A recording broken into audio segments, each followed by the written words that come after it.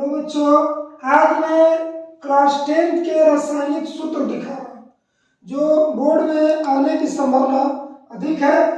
ध्यान दीजिए, जैसे ग्लूकोज का सूत्र होता है C6H12O6, चीनी के होता है C12H22O11, संगमरमर के सूत्र है CaCO3 यानी संगमरमर, कैल्शियम कार्बोनेट, खड़िया, ये तीनों का सूत्र सेम होता है CaCO3। खड़िया के, संगमरमर के और कैल्शियम कार्बोनेट ये तीनों एक ही चीज होता है, इसका सूत्र होता है CaCO3। अब देखिए व्यंजक चूर्ण का इंग्लिश में ब्लीचिंग पाउडर कहा जाता है, इसका सूत्र होता है CaOCl2। आप देख सकते हैं नीला थोथा को तुतिया भी कहा जाता है, नीला थोथा कहिए या तुतिया, इसका सूत्र होता है CuSO4 अब एक होता है सोडियम कार्बोनेट, यानी सोडियम कार्बोनेट के सूत्र है Na2CO3। अब देखिए जिप्सम का सूत्र होता है CaSO4 जिप्सम से ही हम प्लास्टर ऑफ पेरिस का निर्माण करते हैं। अब यहाँ लिखा हुआ है लोहा एक धातु है, लोहा के संकेत Fe होता है, परमाणु क्रमांक 26 होता है तथा इसका अयस्क जो लोहा है इसका अयस्क Fe2O3 होता है। लोहा को उद्योगों की जननी कहा जाता है। यानी आगे आप देख सकते हैं बुझा चूना का सूत्र है Ca(OH)2 होता है। बिना बुझा चूना CaO, यानी बिना बुझा चूना का सूत्र CaO होता है। प्लास्टर ऑफ पेरिस का सूत्र है CaSO4(12H2) यानी CaSO4(1/2H2) यानी जल के आधार। बेकिंग सोडा को खाने का सोडा भी कहते हैं, यानी बेकिंग सोडा को खाने के सोडा कहते हैं और धोने के सोडा को वॉशिंग सोडा कहते हैं। तो बेकिंग सोडा खाने के सोडा का सूत्र होता है NaHCO3 और धोने के सोडा वॉशिंग सोडा का सूत्र है Na2CO3 अब देखिए एल्युमिनियम के प्रमुख अयस्क, एल्युमिनियम भी धातु है, इसका प्रमुख अयस्क के नाम है बॉक्साइड, इसका सूत्र है Al2O3(2H2O), परमाणु संख्या 26 होता है, संकेत Al होता है। पारा के संकेत Hg है, परमाणु क्रमांक 80 होता है, परमाणु संख्या या परमाणु क्रमांक। अयस्क के नाम है सिनेबार HgS, यानी पारा के अयस्क है सिनेबार, है ना। पारा एक धातु है जो द्रव अवस्था में पाया जाता है, यही एक ऐसा धातु है जो द्रव अवस्था में। अधातु कहे तो ब्रोमीन कहा जाता है, अधातु जो द्रव अवस्था में पाया जाता है उसका नाम है ब्रोमीन। यह अधातु है जो द्रव अवस्था में पाया जाता है और धातु में द्रव अवस्था में पारा पाया जाता है।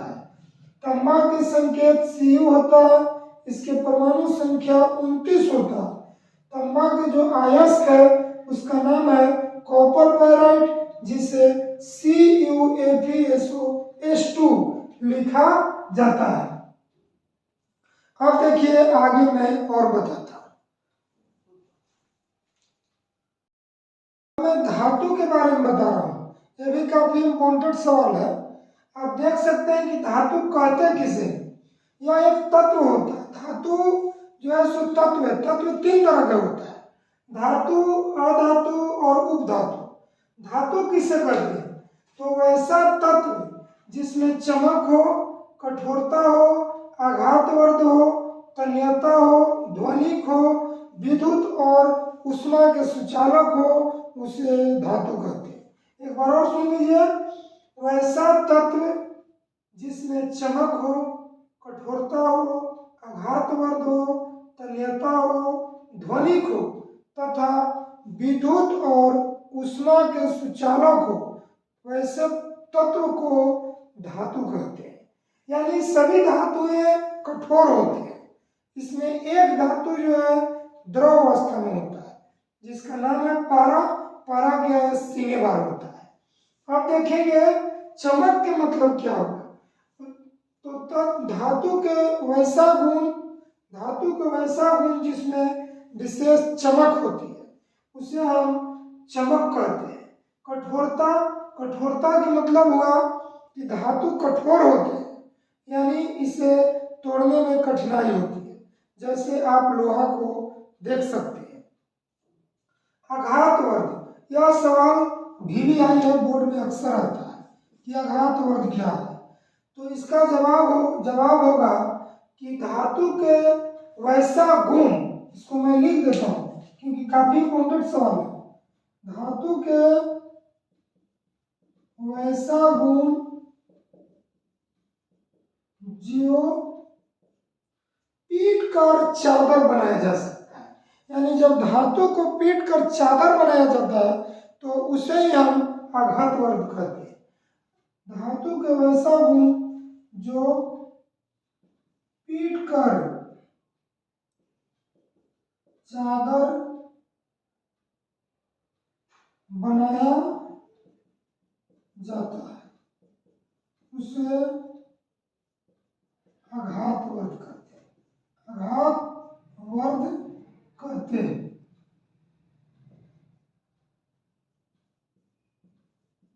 यानी जब धातु को पीट कर चादर बनाया जाता है तो धातु के ऐसे गुण को आघात वर्ग कहते हैं।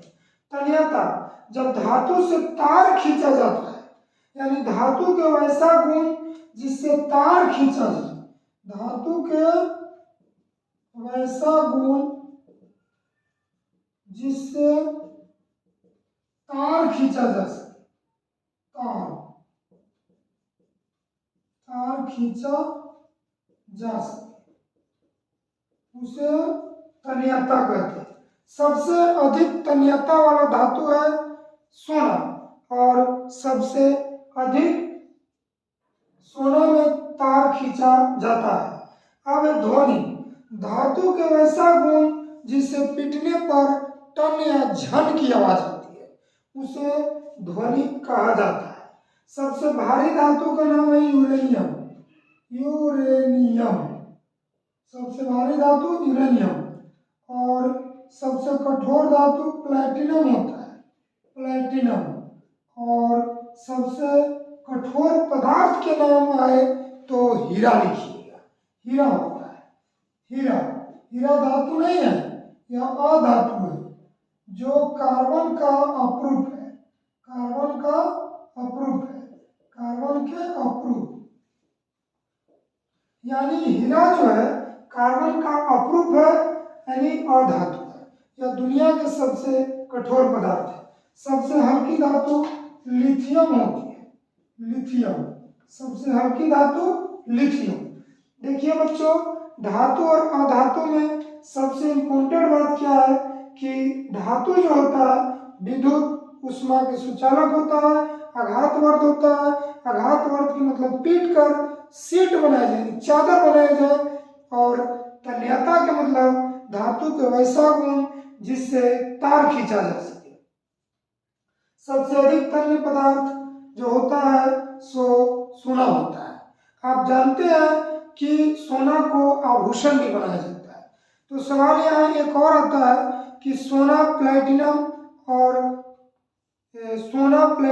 चांदी, इन धातु को आभूषण क्यों बनाया जाता है।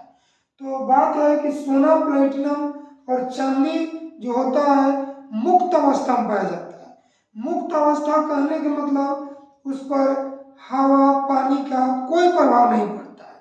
यही कारण है कि सोना, प्लेटिनम और चांदी को आभूषण बनाया जाता है।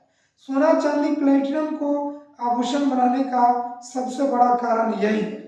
एक और सवाल आता है बोर्ड में कि सोडियम को केरोसिन तेल में डुबोकर क्यों रखा जाता है। तो इसका आंसर यह होगा कि सोडियम जो होता है सो किरोसिन तेल के साथ कोई अभिक्रिया नहीं करता है, जबकि ऑक्सीजन में आते ही जलने लगता है। एक सवाल और है कि यदि मान लिया जाए कि धातु है और धातु के ऊपर कोई एसिड डाला जाए, यानी कि अम्ल को डाला जाए, तो धातु से हाइड्रोजन गैस निकलता है। यानी धातु के ऊपर आप अम्ल को डालेंगे तो उससे हाइड्रोजन गैस निकलेगी।